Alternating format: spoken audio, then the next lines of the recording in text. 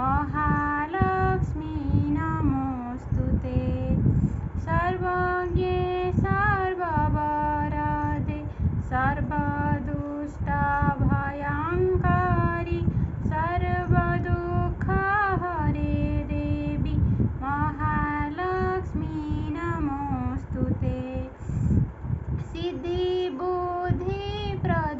देवी भक्तिमुक्तिप्रदायिनी मन्त्रमूर्ते सदा देवी महालक्ष्मी नमोस्तुते।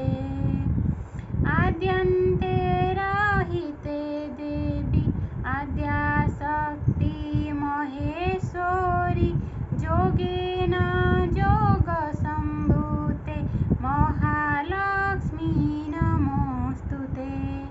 स्थूलसूक्ष्ममहारौद्रे महाशक्ति महोदरे महापापहरे देवी महालक्ष्मी नमोस्तुते। पद्मासनस्थिते देवी परं ब्रह्मस्वरूपिणी परमेष्टि जगन्माता महालक्ष्मी नमोस्तुते। श्वेताम्बरधरे देवी नानालङ्कारभूषिते जगत्स्थिते महामायी महालक्ष्मी नमोस्तुते। महालक्ष्मीष्टकं स्तोत्रं जपठेत् भक्तिमान् सर्वसिद्धिमवाप्नोति राज्यवाप्नोति सर्वदा।